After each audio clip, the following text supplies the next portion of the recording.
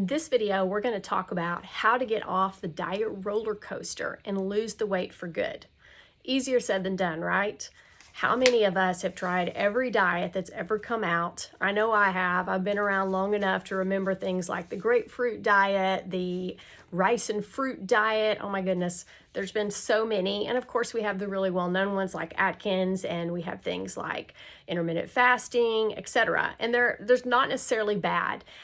They can all work for different people, and they're not necessarily something that you wouldn't want to look into. But what you do want to do is just change your overall view of food and how you eat so that you look at it more as fueling your body and feeding your body with what's good and helping to avoid the things that aren't so good for you. So thinking about that, we want to really be mindful about the food that we put into our body. And that does require some planning. And I am guilty of not wanting to put in the planning or not wanting to put in the shopping ahead of time. But it's so important because your body needs all these different things in order to function at its best. And so we're going to talk about just a few things that have to do with sustainable weight loss and your diet. And the first thing is that you definitely want to try to get more fiber in your diet.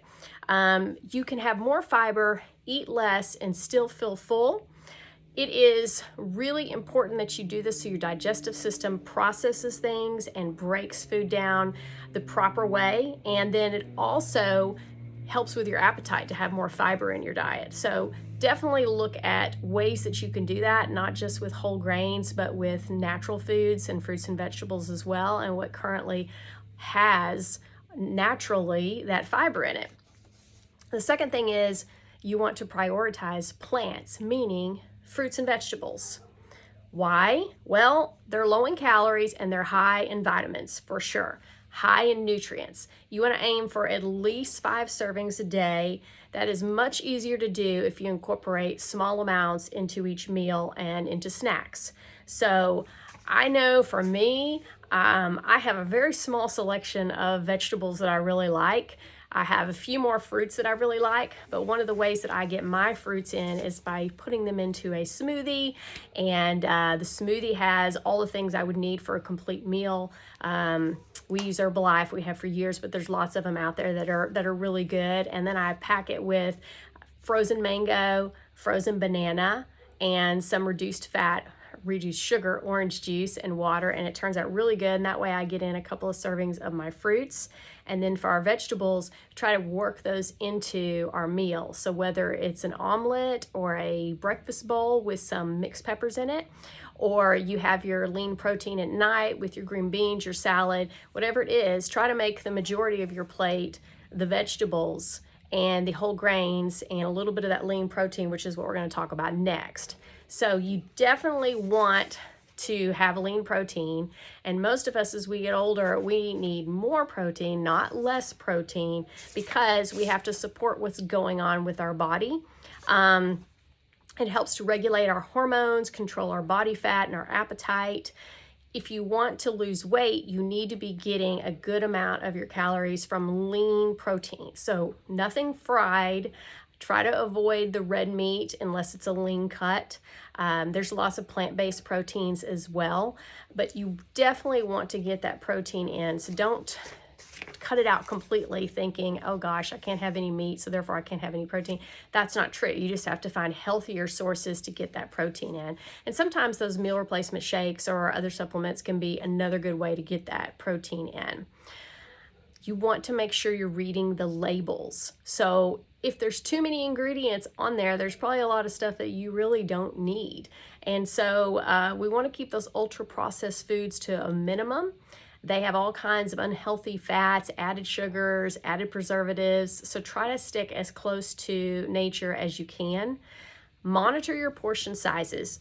Now, I have experience with Weight Watchers, and I think their program is great because it allows you to have freedom in what you choose. But they used to, back in the day, sell prepackaged meals. That controlled your portion size for you. You can still find options like that, but you definitely want to know how much you're putting in your mouth. And so you either want to use a kitchen scale, or you want to learn what an ounce of cheese looks like, or learn what one serving size of a protein looks like. You want to know how much you're putting in. So you may have to do a little bit of research on that. And I highly recommend the food diary, which we will talk about in a little bit. Drinking water. It's easy to lose track of what we drink, right? So we don't want to be taking in liquid calories such as sugary beverages or coffee with a ton of, cream and sugar in it, etc. You want to save those for rare occasions. Mixed drinks, same thing. You want to stay hydrated and you want to drink plenty of water every day. It depends on each person, but in general, 8 cups of water a day, 2 liters a day. It depends on you, your body size, and how much you can take, but definitely make it a point to carry water with you and hydrate regularly throughout the day. Okay, dining in. Well, I don't know about y'all, but ever since 2020, we have done a lot more of dining in, and you probably have too, because we haven't been getting out as much. So that's actually hasn't been a bad thing, because we've learned to do some things at home that we might not have done otherwise. Restaurant food, their portion sizes, first of all, can be humongous. Easy to split with somebody else most of the time at restaurants, but they also tend to be higher in calories and fat because of how they prepare it, probably with a lot of butter, a lot of oil, etc. So if you can make a lot of your meals and snacks at home, you're going to be better off, and you'll know exactly how much you're putting in your body. And bonus, you might save a little money too. Okay, being mindful. Being mindful means that you are just going to be aware of what you're eating and drinking. So don't be just kind of, don't eat while you're distracted, while you're working and you're just kind of popping things in your mouth. You want to pay attention to it. And I highly recommend keeping track of your food and your drinks. I like old-fashioned paper a lot of times, but I also have an app on my Fitbit. You may have something on your Apple Watch. You wouldn't believe, and that leads me to the next topic, which is accountability. You would not believe what a big difference accountability makes, even to yourself.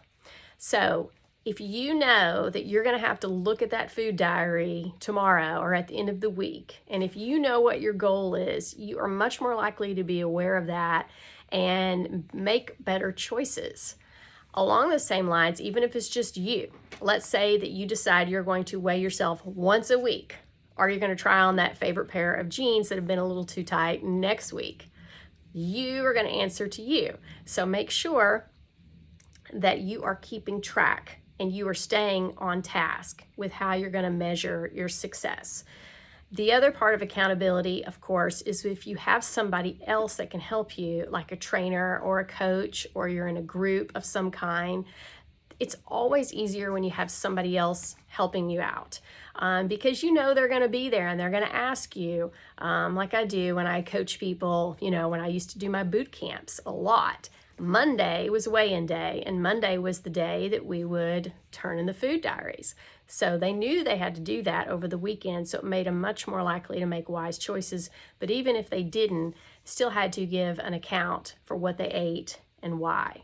So I'm a big believer in having a workout buddy, if you can, in person. If not, virtually. You can also do it, online, join some groups, etc. So whichever way you choose, just find that way that you're going to hold yourself accountable. Write it down.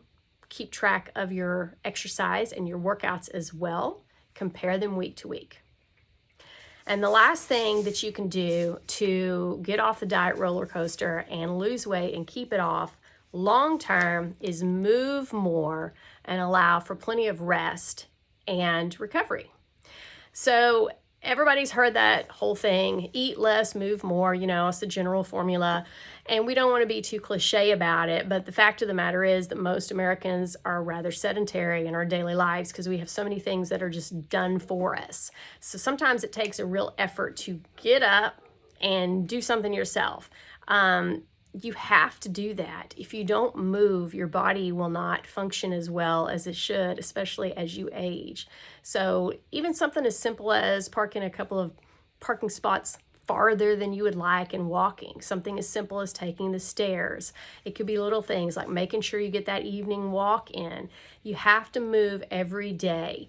And it's recommended, American Heart Association recommends that you get your heart rate up, 30 minutes of moderate activity, moderate aerobic intensity, at least 5 days a week. And then also you need to be getting in some type of resistance training.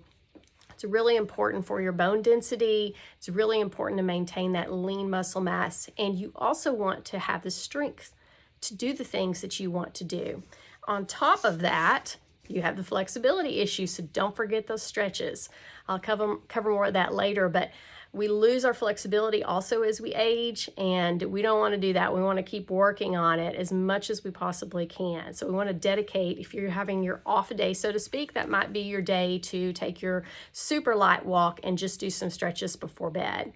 So that's something you can do. And rest and recovery, relaxation, and taking care of yourself is super important. I will say this, on the recovery part, I don't know about y'all, but once I hit about 50, I noticed that it took my body a little longer to recover from the tough workouts that I've always done. And I'm not talking about just being sore, I'm talking about inflammation. And so I've had to really make some changes in my diet for that to allow, to decrease inflammation.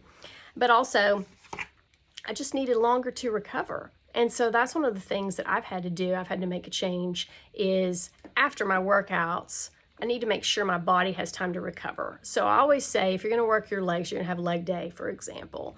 You might be a little bit sore. You don't want to do leg day 2 days in a row. You want to give those muscles time to recover and rebuild. And that's actually when they make progress, is when they're rebuilding.